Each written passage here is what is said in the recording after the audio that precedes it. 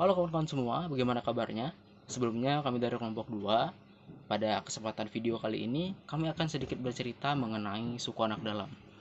Sebelumnya, izinkan saya memperkenalkan diri. Saya RM Darmansyah, dan saya tidak sendiri, saya juga ditemani oleh teman-teman saya yang lain. Ada Fikri Farhanuddin, ada Riri Simatupang, Ira Lestari, dan Fakhri Ashraf Aulia. Sebelum masuk ke pembahasan mengenai suku anak dalam, sebelumnya kita harus tahu dulu, siapa sih suku anak dalam itu? Jadi, salah satu kelompok masyarakat berburu meramu yang hidupnya sangat tergantung dari hutan dan masih terus eksis hingga sampai saat ini, itu disebut dengan orang rimba. Nah, jadi suku anak dalam ini memiliki tiga sebutan atau juga tiga nama lain. Tiga suku kata yang populer dalam penyebutan suku anak dalam. Yang pertama adalah kubu. Penyebutan kubu sering digunakan oleh suku Melayu yang mengandung makna primitif, kotor, dan bodoh. Yang kedua yaitu suku anak dalam. Penyebutan ini digunakan oleh pemerintah melalui Departemen Sosial yang memiliki makna sekelompok orang yang terbelakang dan tinggal di pedalaman. Dan yang ketiga adalah orang rimba. Ini digunakan oleh sebagian kecil dari kelompok mereka sendiri. Makna sebutan ini menunjukkan jati diri mereka sebagai etnis yang mengembangkan kebudayaannya yang tidak bisa lepas dari hutan. Selanjutnya, kita harus juga mengetahui sejarah dari suku anak dalam. Jadi menurut data dan informasi dari Departemen Sosial Republik Indonesia pada tahun 1990, pada awalnya sejarahnya pada tahun 1624 terjadi konflik atau bersitegangan antara Kerajaan Jambi dan Kesultanan Palembang. Alhasil dari persidangan yang terus terjadi, pada tahun 1929 terjadi sebuah pertempuran di air hitam yang akhirnya menyisakan dua kelompok masyarakat yang berbeda. Nah, versi Departemen Sosial ini menjelaskan terdapat dua kelompok suku anak dalam. Yang pertama adalah yang tinggal di hutan belantara Musirawas, Sumatera Selatan. Mereka berbicara dengan bahasa Melayu, berkulit kuning dan memiliki ciri fisik seperti ras Mongoloid, hampir sama dengan orang Palembang saat ini. Dipercaya bahwa mereka ini adalah keturunan dari masyarakat Kesultanan Palembang. Nah, sementara itu, satu kelompok lainnya adalah yang mendiami kawasan hutan Jambi yang memiliki ciri fisik rambutnya ikal, kulitnya sawo matang, dan bentuk mata yang menjorok ke dalam. Kelompok ini tergolong ras Uedoid, yaitu campuran Ueda dan Negrito. Kelompok etnis ini kemungkinan adalah keturunan dari Kerajaan Jambi. Selanjutnya saya akan menjelaskan mengenai karakteristik suku anak dalam. Yang pertama dilihat dari ciri-ciri fisiknya. Jadi suku anak dalam itu postur tubuhnya itu sama dengan orang Jambi pada umumnya. Namun karena mereka beraktivitas dengan tidak menggunakan baju atasan atau bawahan, jadi mereka tubuhnya lebih gelap, dan telapak kaki mereka karena mereka tidak beraktivitas dalam aktivitas mereka tidak menggunakan alas kaki, sehingga telapak kaki mereka itu lebih tebal, jari-jarinya kakinya pendek dan lebih melebar. Untuk bagian atas sendiri, mereka untuk rambutnya itu lebih keriting dan tentunya belum mengenal yang namanya cukur rambut, sehingga mereka dalam pencukurannya itu mencukur sendiri. Selanjutnya saya akan menjelaskan mengenai pakaian. Untuk pakaian laki-laki dewasa itu menggunakan kancut, dan laki-laki anak-anak atau anak-anak itu menggunakan kancut juga.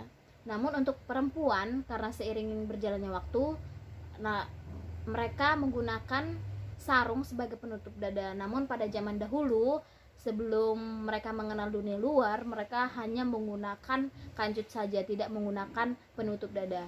Selanjutnya saya akan menjelaskan mengenai bahasa yang dipakai. Untuk bahasa suku anak dalam sendiri itu mereka sama dengan orang Jambi pada umumnya, dengan menggunakan bahasa Melayu seperti kata yang berakhiran O, dan seringkali mereka juga masih kesusahan dalam pelafalan huruf R.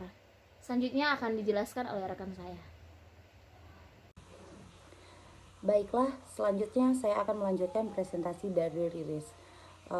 Materi selanjutnya yaitu kultur atau budaya. Kultur atau budaya merupakan kebiasaan yang dilakukan orang rimba ketika mengadakan suatu acara yang dianggap sakral. Beberapa ritual ditampilkan sebagai bentuk penghormatan kepada leluhur dan roh-roh nenek moyang mereka yang telah tiada. Mereka mempercayai adanya dewa sebagai penggerak dari tiap-tiap permasalahan yang terjadi, sehingga kebudayaan yang sejatinya telah dipraktekkan oleh nenek moyang mereka terus dilestarikan untuk meminta doa agar dimudahkan dan diberkahi dalam setiap kehidupan mereka. Kemudian sistem pencaharian. Aktivitas berburu dan meramu atau dikenal dengan economic hunter-gatherer yang menggantungkan hidupnya dari aktivitas ekonomi yang berbasiskan pertukaran sumber daya alam. Prasetyo 2017. Mata pencaharian suku anak dalam sudah mengalami pergeseran dari berburu ke berkebun atau meramu. Mata pencaharian atau aktivitas ekonomi suatu masyarakat menjadi fokus kajian penting etnografi. Penelitian etnografi mengenai sistem mata pencaharian mengkaji bagaimana cara mata pencaharian suatu kelompok masyarakat atau sistem perekonomian mereka untuk mencukupi kebutuhan hidupnya. Sistem ekonomi pada masyarakat tradisional antara lain yang pertama yaitu berburu dan meramu, yang kedua beternak, yang ketiga bercocok tanam di ladang, yang keempat menangkap ikan, dan yang terakhir bercocok tanam menetap dengan sistem irigasi. Dari 5 sistem mata pencaharian tersebut merupakan jenis mata pencaharian manusia yang paling tua. Dari 5 kegiatan mata pencaharian tersebut, suku anak dalam dominan melakukan kegiatan berburu. Selain untuk mencukupi konsumsi kehidupan mereka sehari-hari, mereka berburu juga untuk menjual hasil buruannya ke masyarakat. Kegiatan tersebut sudah menjadi budaya turun-temurun yang sering dilakukan sesuai dengan kondisi ekologi mereka yang dominan tinggal di pedalaman atau hutan, sehingga mereka melakukan adaptasi terhadap tempat tinggal mereka. Baiklah, selanjutnya akan dijelaskan oleh teman saya. Topik selanjutnya yaitu struktur organisasi yang ada di suku anak dalam. Yang pertama yaitu tumenggung atau kepala adat atau kepala masyarakat. Tumenggung ini adalah pemimpin tertinggi komunitas atau sebagai pimpinan tertinggi. Fungsinya yaitu sebagai penegak hukum yang memutuskan perkara, pemimpin upacara ritual, dan orang yang memiliki kemampuan dan kesaktian. Yang kedua yaitu ada Depati. Depati ini merupakan petugas pengawas terhadap kepemimpinan Tumenggung. Yang ketiga yaitu Mangku. Mangku ini pemimpin seluruh rakyat atau kelompok dan yang memberikan aturan sebagai penimbang keputusan dalam sidang adat. Yang keempat yaitu ada Menti. Menti ialah petugas persidangan orang secara adat atau hakim.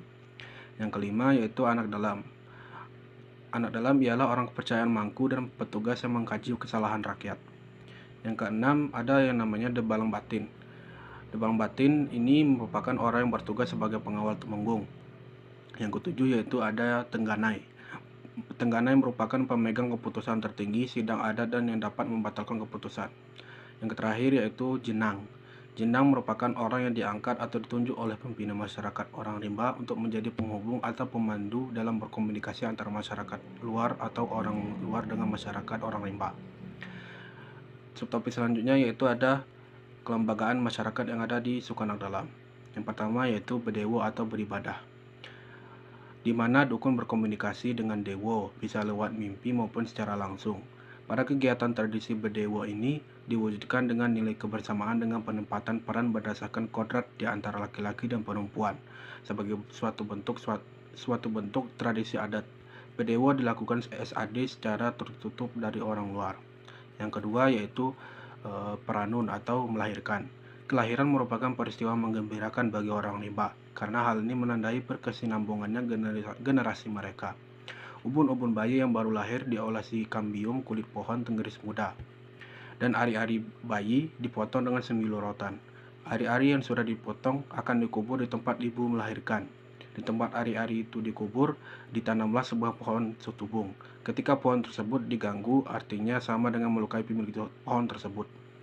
Yang ketiga yaitu bebelai atau perkawinan, di mana ketika seorang laki-laki ingin menikahi seorang perempuan, maka pihak laki-laki terlebih dahulu datang ke rumah perempuan untuk menjelaskan maksud dan tujuannya.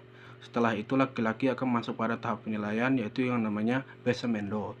Selama masa besemendo ini, laki-laki harus menunjukkan keterampilan berburu dan mencari makanan. Karena pada prinsip orang Rimbo, pernikahan tidak semerta-merta terjadi, karena setelah menikah mereka akan mengabdi kepada keluarga perempuan. Yang terakhir yaitu alam perkembangannya. Peranata sosial orang rimba juga berubah. Beberapa kelompok dengan mudah berpecah dengan kelompoknya dan membentuk tumenggung baru karena adanya ketidakcocokan dengan tumenggung lama. Baiklah, di sini saya akan melanjutkan dari materi suku anak dalam. Di sini saya akan melanjuti tentang materi suku anak dalam dengan materi nilai kearifan lokal. Nilai kearifan lokal ini terbagi menjadi 8. Yang pertama yaitu ada mancah. Apa itu mancah? Mancah adalah kegiatan awal perladangan berupa pembukaan ladang baru. Selanjutnya yaitu ada mati ukor. Apa itu mati ukor? Mati ukor adalah kegiatan mematikan akar atau pengeringan. Selanjutnya itu ada nobong. Nobong adalah kegiatan penebangan pohon. Selanjutnya yaitu ada istilah ngengong totobong, yaitu penebangan pohon yang sudah kering pada aktivitas mati ukor. Selanjutnya yaitu ada bekor. Bekor adalah aktivitas pembakaran. Selanjutnya itu ada manugal. Manugal adalah melubangi lahan untuk penanaman benih.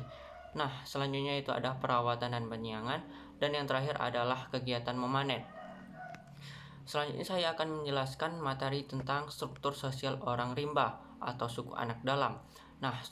Struktur sosial orang rimba ini terbagi menjadi 3 kelompok. Yang pertama yaitu ada kelompok tradisional dengan perubahan minimal dan masih mengikuti kebudayaan nenek moyang.